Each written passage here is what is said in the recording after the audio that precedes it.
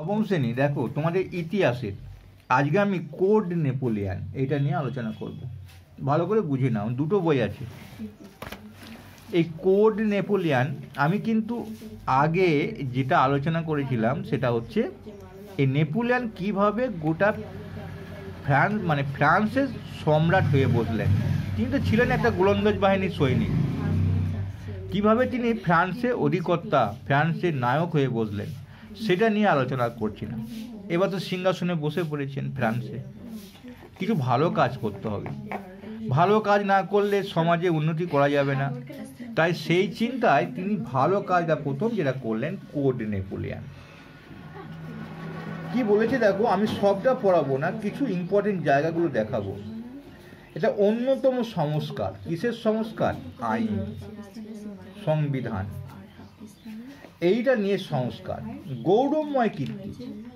দেখো এখানে যে নতুন ফ্রান্স সমাজ গঠনের জন্য আইনগুলি পরিমার্জিত করা প্রয়োজন ছিল এবং করেছিল। তাহলে ফ্রান্সের একটা আইন ছিল, ফ্রান্সের একটা সমাজ ব্যবস্থা কিভাবে চলবে তার একটা ধারাবাহিক পদ্ধতি ছিল, সেইটাকে বদল আনা দরকার ছিল। না পড়ুক, ওটা পুরো পড়লে অসুবিধা হবে না। ফ্রান্সে সেইটাকে বদল আনার একটা দরকার ছিল। তাহলে বদল আনতে গিয়ে তাকে কিছু কিছু আইন যোগ করতে হবে। আইনটা কি তোমরা একটুখানি জেনে নাও। ধরো রাস্তার বাঁ সাইড ধরে হাঁটতে হয়, গাড়ি চালাতে হয়, এটা একটা আইন। কাউকে গায়ে হাত দেওয়া উচিত নয়, সেটা কিছু দোষ ত্রুটি করলে আইন বুঝবে। এই ধরনের আইন আছে, মানে এইগুলো এক একটা আইন। তাই সেরকম কিছু আইন পরিবর্তন আনার কিন্তু প্রয়োজনে বুঝেছে তিনি কিন্তু আইন সংকলন করলেন। কত সাল? 1800 থেকে 1804 সালের মধ্যে। দেখো এটা কিন্তু একটা আইন কিন্তু হুট করে লেখা যায় না, এই আইনটা চালু করে দিলাম, এটা হবে না। অনেকগুলো সভা বসাতে হয়। 84টি অধিবেশন করেছিল। অধিবেশন মানে বুঝতে পারছো, ভালো ভালো মানুষদের নিয়ে সেখানে বসতে হয়, আলোচনা করতে হয়। 84টার মধ্যে 36টাতে তিনি সভাপতি ছিলেন, মানে হেড। বাকিগুলোর মধ্যে ছিলেন না। দেখি এই বইয়ে সেটা আছে কিনা।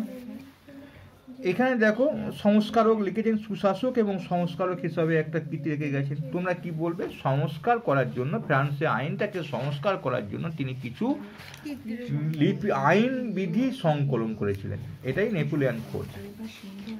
দেখো সেটা কতগুলো, যে কোড নেপোলিয়ানের ধারার সংখ্যা ছিল 2287, 2287। দেখো এই বইয়েও আছে। তাহলে 2287টি ধারার সংখ্যা ছিল কোড নেপোলিয়ান। এটা খুব ইম্পর্টেন্ট। কতগুলো ছিল দেখো, এর আগে কতগুলো ছিল সেটা দেখো, এখানে পাবে 360টি।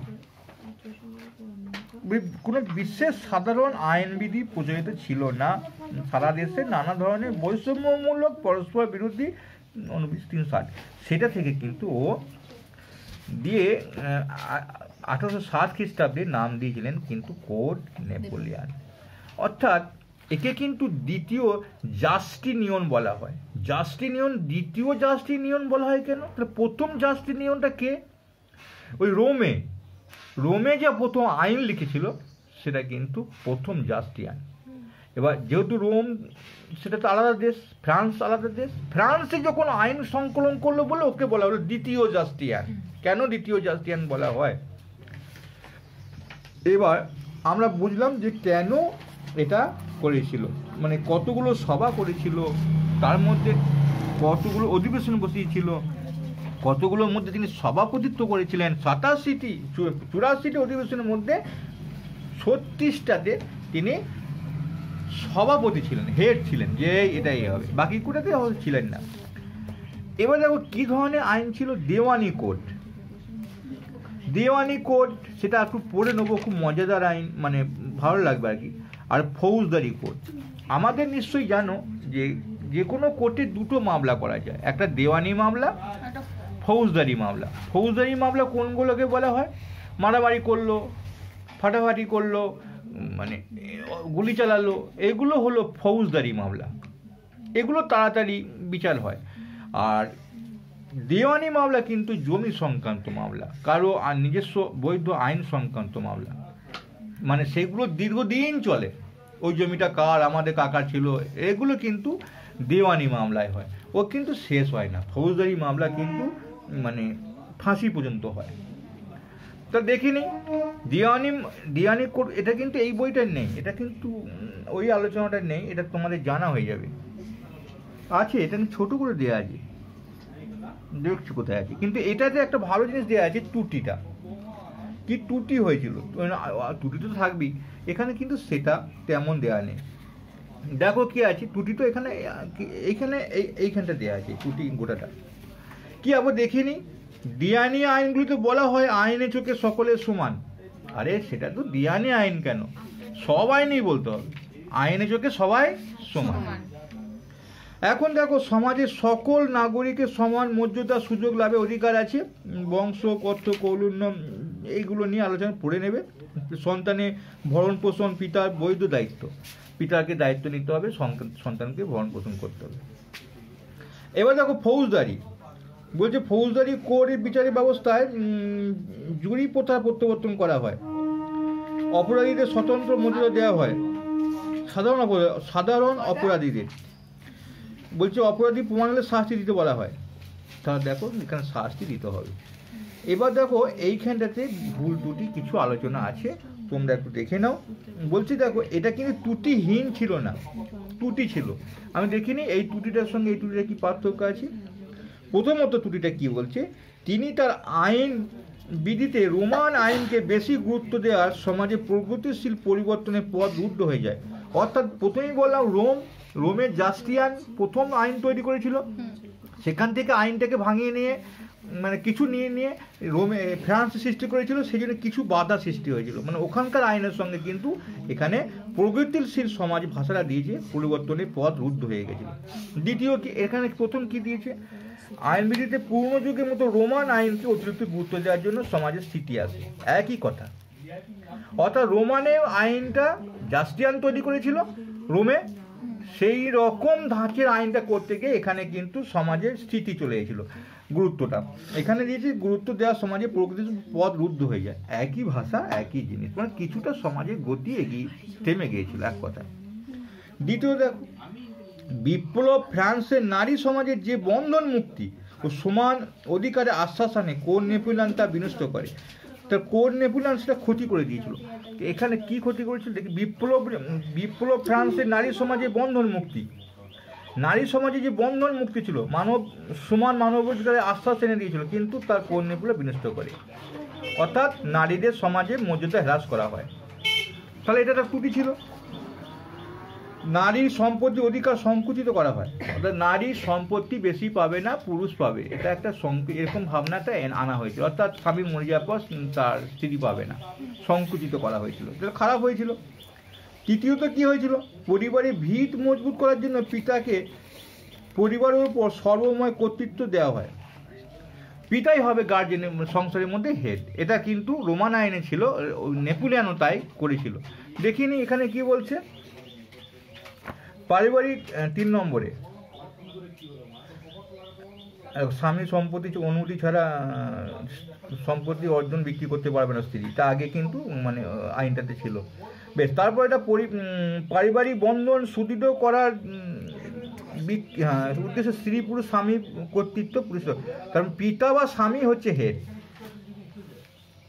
বুঝতে পেরেছো, স্ত্রী বা পুত্রের উপর। এটা কিন্তু রোমান আইনে ছিল, এটা আমাদের ভারতবর্ষও আছে, রোমান আইনও ছিল, সেইটা কিন্তু ওখানে নেপোলিয়ন চালু করেছিল। এর ফলে কি হয়েছিল, সন্তানের ব্যক্তি স্বাধীনতা ক্ষুণ্ণ হয়েছিল, স্ত্রী এবং সন্তানের ব্যক্তি স্বাধীনতাটা ক্ষুণ্ণ। তো ওরা যা খুশি করতে পারতো, জমিটা তাদের যখন স্ত্রীও বিক্রি করতে পারে, স্বামীও বিক্রি করতে পারে, ছেলেও বিক্রি করতে পারে, কিন্তু সেটা হলো না।